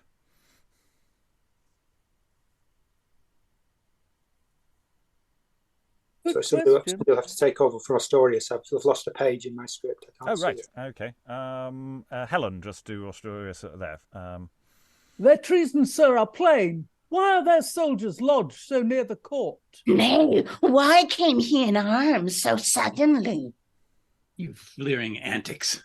Do not wake my fury. Fury? Ratsbane, do not urge me. Good sir, keep farther from them. Oh, my sick heart, she is a witch by nature, devil by art. Bite thine own slanderous tongue. 'Tis thou art false. I have observed your passions long ere this. Oh, stand to your guard, my lord. We are your friends, and all our force is yours. To spoil and rob the kingdom? Sir, be silent. Silent? How long? Till doomsday? Shall I stand by and hear mine honour blasted with foul treason, the state half lost, and your life endangered, yet be silent? Yes, Yes. my blunt lord. Unless you speak your treasons, sir, let your guards as traitors seize them all, and then let tortures and divulsive racks force a confession from them. Wildfire and brimstone eat thee. Hear me, sir. Sir, I'll not hear you. But you shall not hear me. Were the world's monarch Caesar living, he should hear me. I tell you, these serpents have betrayed your life and kingdom. Does not every day bring tidings of more swarms of lousy slaves, the awful fugitives of barren Germany that land upon our coasts, and by our neglect settle in Norfolk and Northumberland? They came as aids and safeguards to the king. Has he not need when Vortiger's in arms, and you raise powers, 'tis thought, to join with him? Peace, you pernicious rat. Oh, prithee, forbear. Away, suffer a gilded rascal, a low-bred, despicable creeper, an insulting toad to spit his poisoned venom in my face? Sir, sir! Do not reply, you cur, for by the gods, though the king's presence guard thee, I shall break all patience, and like a lion roused to spoil, shall run foul-mouthed upon thee, and devour thee quick. Speak, sir, will you forsake these scorpions, or stay till they have stung you to the heart? Ye are traitors all. This is our wife, our queen. Brother Ostorius, trip your Saxons up, all hence to Winchester, and raise more powers. To man with strength the castle Camelot, go hence. False men join you in Vortiger, the murderer of our brother Constantine, will hunt both him and you with dreadful vengeance. Since Britain fails, we'll trust to foreign friends, and guard our person from your traitorous ends. And exeunt Aurelius, Ostorius, Octa, Artesia, Toclio, Oswald, etc. Is sure bewitched? Oh, what counsel now for safety? Only this, sir. With all speed we can, preserve the person of the king and kingdom. Which to effect, 'tis best march hence to Wales and set on Vortiger before he join his forces with the Saxons. On then with speed for Wales and Vortiger. That tempest once o'erblown, we come, Ostorius, to meet thy traitorous Saxons, thee and them, that with advantage thus have won the king, to back your factions and to work our ruin. This by the gods and my good sword I'll set in bloody lines upon thy burgonet. And they exit, and Act 3 ends. Well, wasn't there a lot going on there?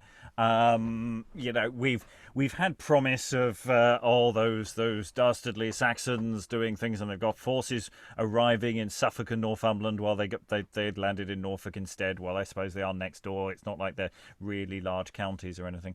And then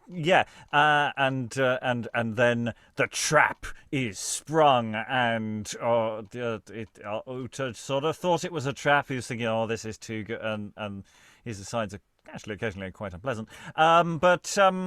He, as it turns out, he's right. It's a trap. Is the correct thought? Thoughts in the room. It's all sort of hotting up, isn't it? There's war, and it turns out Edol was right all along. Earl Chester knew what he was talking about, and not only that, he did something about it. Which is unlike everybody else. He actually made sure there was a standing army just sitting next door, ready to take on any invading armies that are coming along.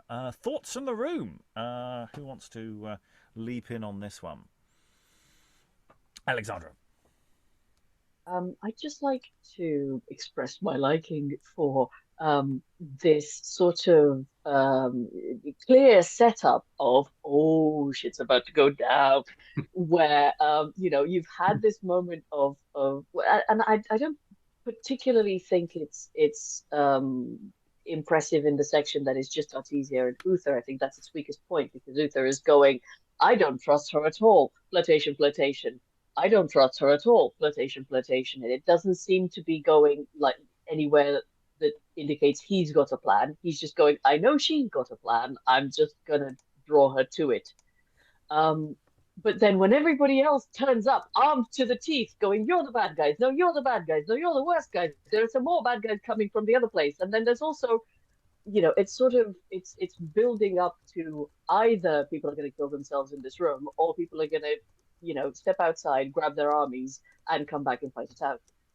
Which is very nice and dramatic, but again, it speaks to the good structuring of the play. I do think I'm with you, Rob, on some of the stuff that Uther's saying off this sort of off screen as asides are quite nasty, and I don't think we ever got the sense that he had not just he had a plan, but that he had a goal with regards to her. The last thing he said was, I think she's up to something, I'm going to go talk to her. And then what I found interesting as the person reading it is that he kind of melts away. As soon as people come in and go, oh my goodness, he's attacking her. Yes, he's attacking me along with these other people. The focus immediately shifts to these other people. He stops talking. And the conflict kind of goes to, the national or the civil conflict, which I just thought was interesting or strange. Yeah, I mean, I again, it's a question of tone about, we're talking about the tone of this, because it's quite a light play most of the time. It doesn't feel like the stakes are often very real. And the moment Artesia does the second time of calling treason, and she just goes, again? We've already done this gambit once. And it's like, it feels weirdly pathetic and designed for an audience laugh rather than, oh, you turn out to, you really were evil all along, and you weren't just testing me like you might have been doing last time, etc., etc., etc. Other thoughts in the room? We're about to go into final thoughts and get a general sweep of the play so far. It's doing all sorts of things. Is Mr. Rowley. I'm not seeing anyone leaping in for this particular close. So I'm just going to go around for final thoughts. So Lynn, play so far. I have to say I'm generally quite enjoying this. It's sort of bouncing along. The bigger problems I had in the first session have sort of melted away a lot more as the way the story's now progressed. I think it is spinning its plates quite well. I don't think it's got a lot of depth, but then I don't think it's trying to have a lot of depth, so I suspect that's fine. But yeah, any final thoughts? Yeah, I do think a lot of the success of this on stage would depend on getting the tone right. That it is sort of a silly fairy tale. There's just a hint of parody, I think, all through it. I mean, even in this last scene where, oh, you don't really love me, you're going to betray me. And as soon as, you get what you want, you'll forget me. And he's like, no, I really love you. I don't think I trust this woman at all. I mean, I think there's a little, there's that's got to be slightly funny. And the fact that she betrays him twice, so she doesn't get the response she wants the first time. It's just like, I was just testing you. It's like, all right, my brother. I mean, how not bright is Uter? Not bright. Well, it's either that or basically the people who were supposed to burst in didn't hear their cue, and it's like, oh, I've got to vamp for a bit until oh no, I've heard the secret knock. They're ready. Treason, or something like that. Is there something we're missing there? So that's my thought about the tone. The tone is really important.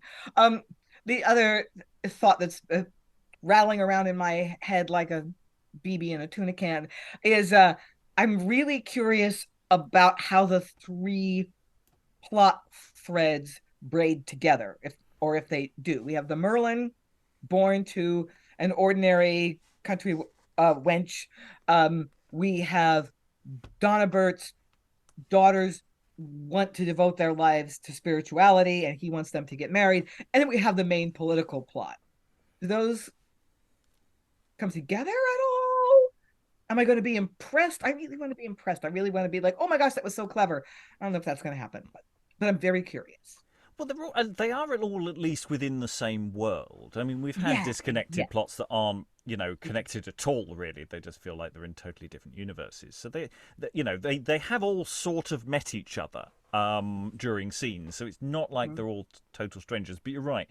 I think Merlin's plot is easier to establish into the rest of the narrative. I am not so sure about the Modestia Constantia plot. I feel that one's possibly more tangential, but thematically connected. I think there is a thematic connection there. When we're talking about religion, we're talking about constancy or inconstancy. Or Aurelius makes a terrible marriage, and his wife is clearly inconstant. So there's all sorts of questions about marriage and religion. It does have stuff to discuss underneath the surface. It's doing it in this very light romance, pseudo history way, and it's sort of it's a weird combination. I'm sort of very curious about it. Who wasn't here last time? Connor, having leapt into the middle of a play. How are you finding it? Yeah, it's a curious little play, isn't it? It's that's the only way to describe it, really. No, I'm just enjoying reading it and listening to it. I'm intrigued to see where it goes tomorrow when we finish it. Yeah. All the threads lead to one. That's what we want to find out. And considering this is a play about, war, and presumably some people are going to die, and considering it's been quite light so far, how are we going to respond to that? I mean, I'm assuming that maybe they're all, have a lovely, picnic or something.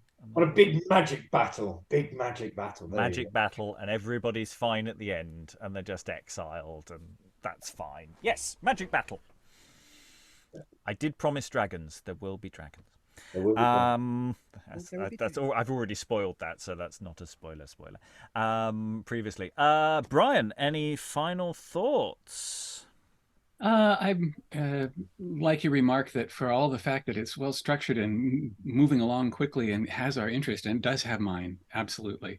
There's some sense in which the stakes are pretty low still, and that's an interesting thing to discover. And I was trying to think where I first had that impression, and in a sense, it's in the very first scene, when it begins with a king I don't know and nobles I don't know suddenly parceling out women I don't know into marriages I don't care about yet. And a whole lot is set up without my, and it's interesting. I make it sound as though it wasn't, but it was, moved along very well.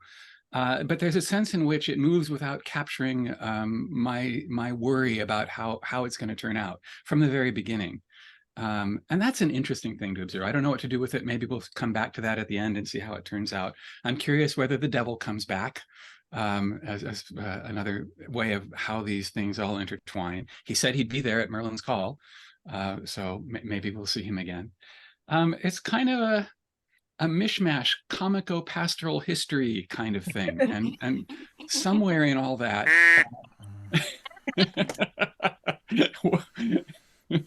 No, I thought that was fairly veiled. No, we don't do veiling. We don't do veiling here. Somewhere in all that mixture of things, there's a thinness to it that's also interesting. And I'll stop there.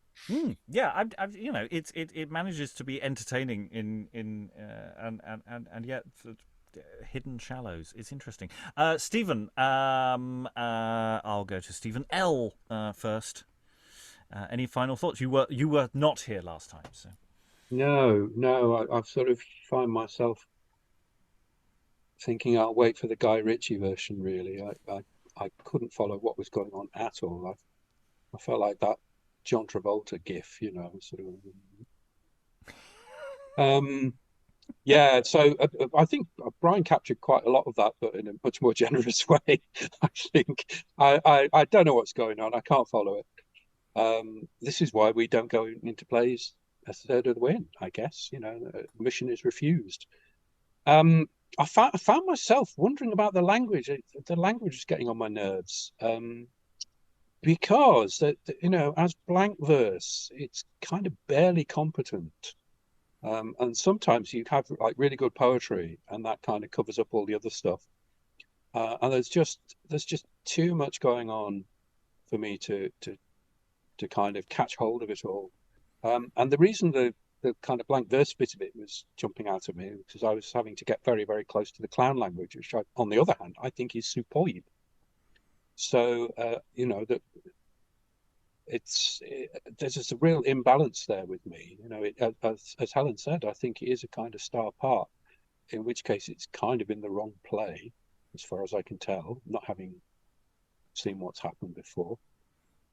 So, I mean, I wonder if some of that might be just because, thinking back to the context, they're all trying to get out from under the Norman yoke, and reach back before these horrible Catholics came and took everything over, all these French invaders. And the subject matter might have been much more interesting, in the same way that Milton tries to write an English epic about Arthur before he bins it, and maybe that's why it's not connecting.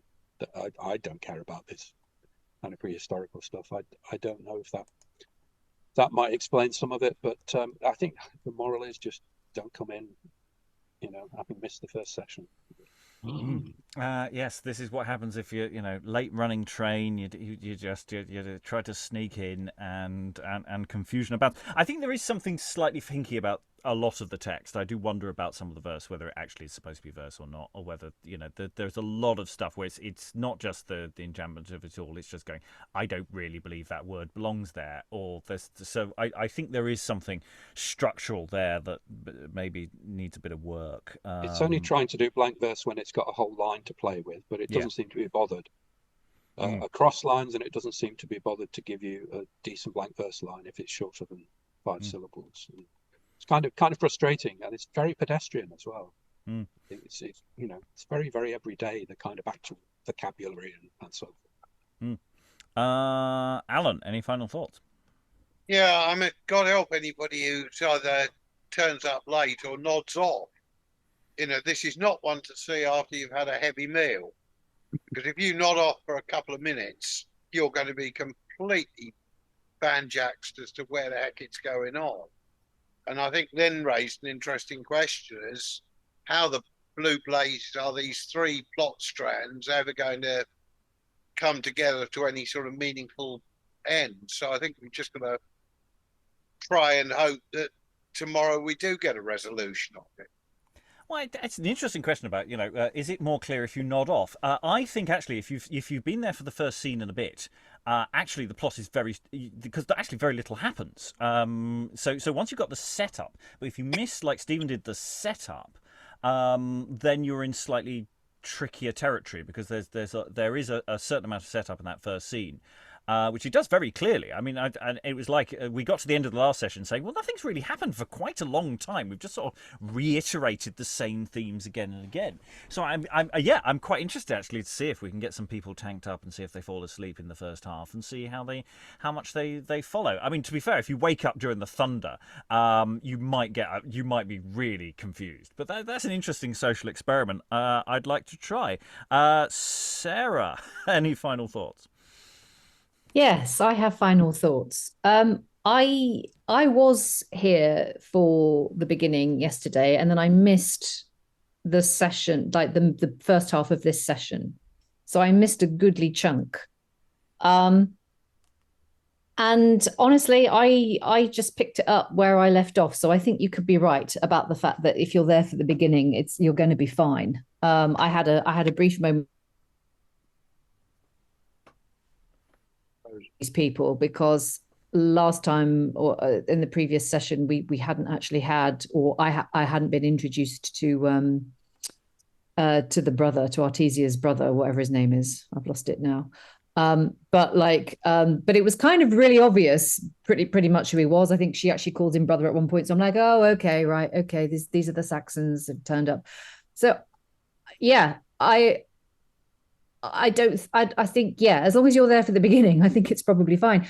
I wanted to just comment on what Lynn said and what Brian said. In terms of Lynn, how's it all going to get strung together? Merlin is going to be the thing that strings it all together, I assume, because Birth of Merlin is the play, but also there's nothing that we don't know about Merlin in the culture, and I assume it was the case then as well, that isn't going to suggest that he's just going to wave his magic wand and make the Saxons all disappear in a fog. So, I don't think the stakes maybe are that high. Maybe we won't have any battly, because there will, as Connor said, there's going to be a massive magic battle. And I that would be perfectly in keeping with this plot. And in terms of the sisters, whether that plot gets resolved or not, I mean, I don't know, but I can imagine Merlin is going to be the one who says, yes, let them go off to a convent, because that's kind of what, that's what mystics do. They go off on their own, and whether they're Christian mystics or, demonic mystics, it's like, I can imagine him siding with them and sort of like, bringing a resolution to that plot line and all. Or maybe they will go off and they'll end up being, the fact that they have gone off and withdrawn from the world will end up, they'll end up aiding the king in some way, because that kind of happens in these sorts of plots. You go off to the woods, you go off to a convent, doesn't really matter which it is. You end up becoming mystical.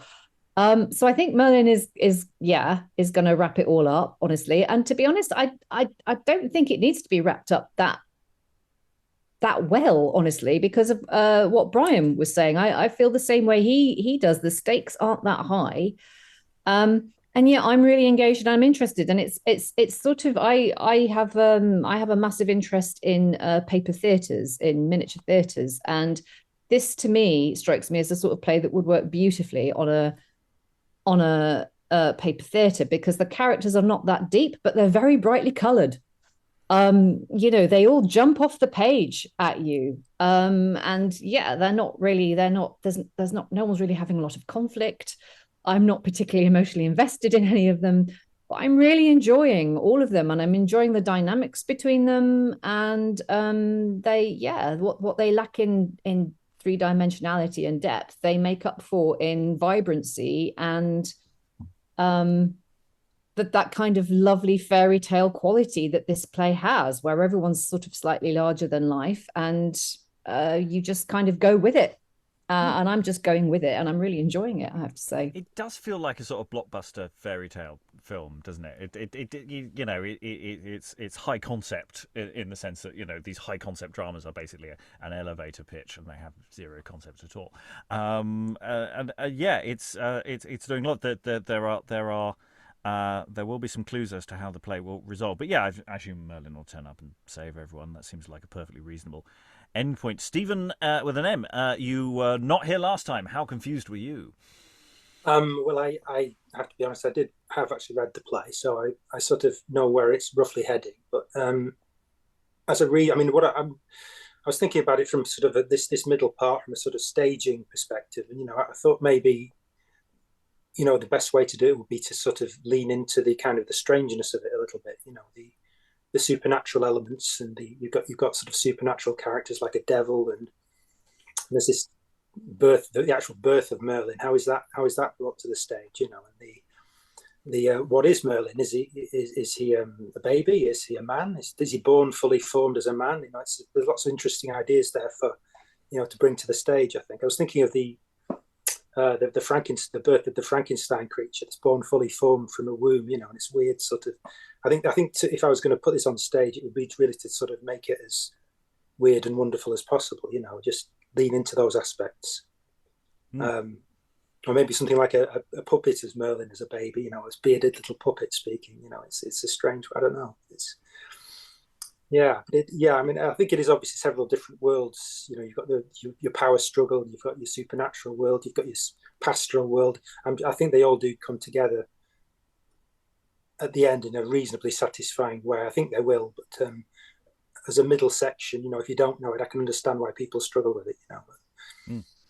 Yeah, I think, there's a huge amount of potential with what you do with Merlin. I wonder if this is sort of part of that logic that Merlin's supposed to age backwards is one of the stories for him. And maybe there's a sort of Benjamin Button quality to this child. But I don't know on that front. But yeah, the idea of using a puppet there, and actually, we've got a lot of effects that are in theory going on here. We have the big magic combat thing which is waved away, which obviously I just quickly read as a stage direction, but there's huge amounts of potential there.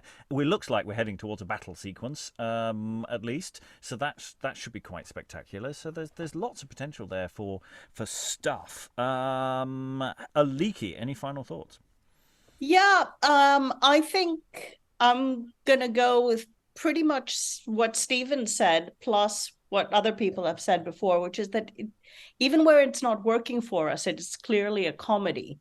So, lay on the funny stuff, play with the tone, and have enormous fun with the magic of it and the silliness of it. And I think there's pleasure to be derived here. I think one of the problems here is that it's like in modern genre terms, when something's described as a comedy drama and it doesn't quite know what it is. I don't think this is a comedy. I think it's got comedy stuff, but the drama stuff isn't necessarily quite landing as drama within the context of everything else. So getting the tone and getting the balance right is probably quite difficult, and that's something to find out in the future. That'll be exciting. Alexandra, any final thoughts?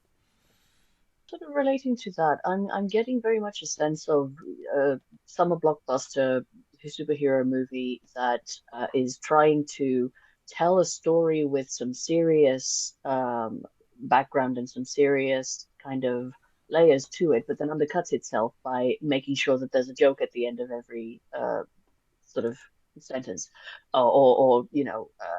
it's trying to make that in modern terms, it's that thing where they're trying to add a joke in so that they're laughing with, the audience is laughing with us, not at us, for taking this silly stuff too seriously. And I don't know if that's the same sentiment here, but I'm getting that in situations like treason again. Is this trying to be clever banter and kind of come in contrast to the seriousness of the situation, but we as an audience now, or a bunch of readers, are not catching the seriousness, and therefore there's nothing to contrast with. And the other sort of summer blockbuster thing it's putting me in mind of is this idea of it needs to be set up as having an epic background and epic consequences, potentially, in order to raise the stakes. But because we don't have time to do that, it feels like a superficial smattering of things that, as an audience, we would actually find much more interesting if we could delve into them. Like, I want to know about all the different factions, and there's layers upon layers of invaders and of independent kingdoms and of sort of internecine wars and stuff that we're sort of going, that exists anyway. Back to the plot. And I think that might be one of the things that's could alienate us as the modern audience from the stakes. So as a modern production, I don't know what would be a good idea to lean into of all the options that we have, because you could try and lean into the epicness and the big magic moments and spectacle and lots of factions with lots of soldiers and lots of team colors and that sort of thing, and whether that's a way to go, or whether actually looking at some of the more specialized conflicts that we've talked about, the sort of, it's not just Christianity versus paganism, it's different ways of approaching aspects within Christianity that don't agree with each other, as well as paganism through two different lenses. And that's all also stuff that would be really, really interesting to explore, but that's not what the play is doing. So as a production, would it be worthwhile to sort of go, okay, let's put this on with an eye to these and these themes and allow these other themes to sort of die the death. I don't know if that's maybe a way of quote unquote saving it for a modern production, or the ending might surprise us all by making all of that suddenly make sense and be satisfying, rather than just kind of go, oh yeah, never mind all that fluff at the beginning, we're actually here to talk about Uther's rise to power. I mean, it's interesting because it's in a sense, I'm not so much worried about actually putting it on the stage and making it, making the show land in a sense, because I think actually in performance this functions better than, let's say, as I was reading it here. I'm interested about the question about comedy, because obviously the clown plot is common, because people have talked about it's a comedy as a thing. I'm thinking, well, obviously the clown, all of the Merlin stuff, that all of that is obviously supposed to be funny. The Constantia isn't funny at all. But even within the main Britain-Saxon crossover sequences, the only one there who I think is doing a kind of funny thing is just Uther. And he's doing the Joss Whedon, moments, and it's a specific kind of in that sense, that part doesn't feel like he's there to fully play it. But I'm not sure about anybody else in those scenes. The question here is, if it's supposed to be funny, what is the joke? I'm not sure what the joke is supposed to be, and whether we're just talking about something that is quite light and is moving, in extreme way in a certain direction, or whether that there's any actual meaningful attempt to do those things. We are running out of time. In fact, we're beyond time, so I will go to very briefly Alίκη, Alan, then I'll go to Helen for final thought. Briefly, please. Okay, I thought when I was playing Octa, I felt that was comic, that was the, we are doing our evil plot. Oh no, we are caught thing. I thought that was, yeah. Yeah, the other one that you could do as comedy is you could actually do Edol as full Brian Blessed. But again, you could do those things, but is that an inherent? Is there a joke there that is actually inherent to say that this is comedy? And I'm not sure there's evidence for that. We're just talking about things that might be a bit over the top, or things we might find funny, as opposed to things that are intended to be funny. Helen, anyway, final thoughts. Merlin as young Sheldon. Just a thought. Is any more? Well, you said keep it short. I said to them to keep it short. You can have a minute or two. Oh, I'm quite impressed with the amount of female agency, I think it's called nowadays, in the play. It'd be interesting to see how any of that works out. And I always like it when a the entire cast of the play moves smartly to Wales halfway through. I always think that's quite a good step. Well, we have seriously run out of time, but we will have more time when we complete the Birth of Merlin. In fact, we'll have lots of time, actually, probably, with that session. So all that remains it is to say to all these wonderful readers, thank you for being wonderful. Thank you very much, everyone, and goodbye. Hell's unbottomed depths.